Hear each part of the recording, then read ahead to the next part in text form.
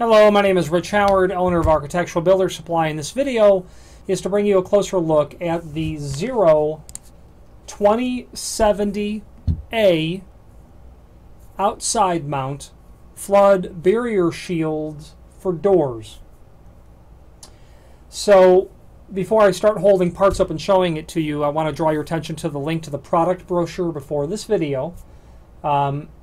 And familiarize yourself with it. There's just a small paragraph, really a couple of them to read, and then a couple of schematic drawings. We're going to be talking about the outside mount, and that is different than the inside mount in the sense of how the mounting brackets hold the aluminum shield in the opening. Before we go further, in the website we have common order sizes in terms of height and width. The heights are pretty much set. Those are standard heights for Zero: 10 inch, 20 inch, 24, 30, and 36. And I do want to call your attention to the fact that you can stack the sheets, the aluminum panels, on top of each other. If you want to do that, need to do that, feel free to reach out to us. Because you might want the mounting brackets to be continuous. And in the sense of the width, now that's special because you'll draw your attention now to the diagram showing how that material is installed. So you're going to want to make sure that the overall width of what you're installing is going to be correctly related to the jamb size and then your door size. If you were to order a 36-inch size for a 36-inch door, that would not work because your panel needs to be larger than the door, including your mounting brackets. All right, so let me start to show you this material. This is an outside mount only. The one that I have here is 10-inch high and 36-inch wide. So this would be something appropriate for obviously smaller than 36-inch doors. Here's what the aluminum panel looks like, and this itself weighs about 9 pounds. You can see from the reference to the diagram. Okay, this is a solid piece of aluminum. Ouch. And it's heavy, and it's 1/4 inch thick. Okay. These two handles for inserting into your barriers, your your mounting tracks. The bottom of it, you'll see per the instructions that it has a reference to the neoprene that's attached to the bottom, and it's notched on both faces for the mounting brackets. But that's intended to seal up against the threshold, whatever your sill might be. Okay, so I'm going to put this aside. In 36-inch, that's going to be your order size, and you can see per the drawing how it's referencing your order size. Okay.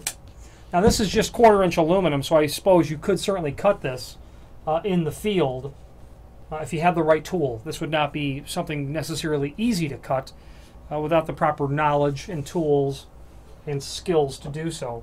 Let me show you the mounting bracket.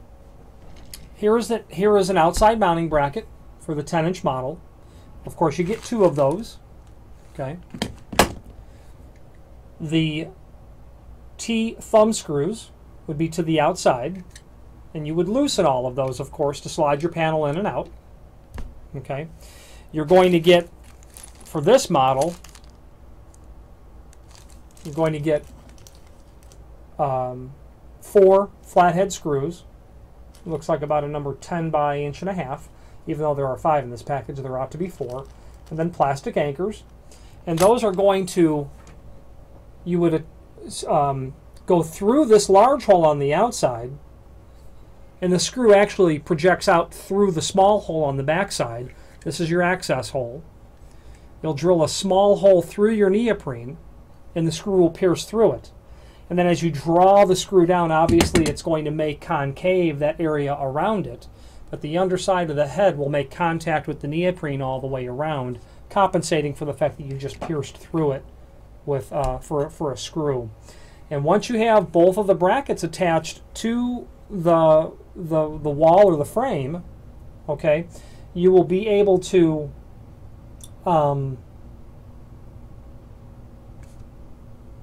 slide your panel in, tighten your screws down, and secure the panel pressed up against the closed cell sponge type neoprene that's inside of here.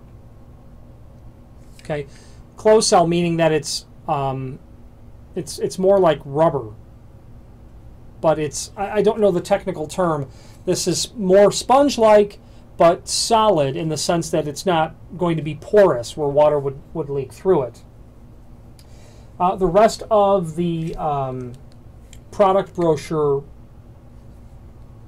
makes statements about the effectiveness of the unit, and you can review that.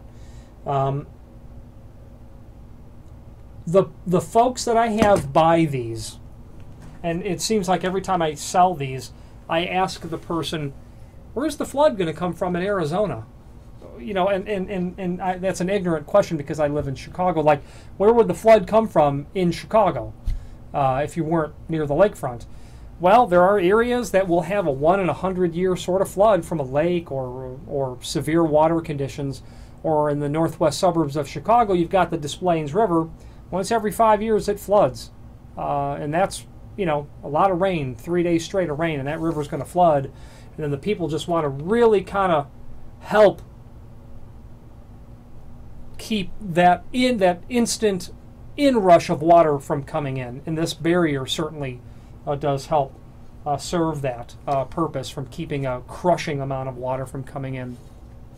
Again, the two handles, you know, it's quite heavy. The whole unit for a 10-inch by 36-inch weighs over 10 pounds. So it's quite substantial.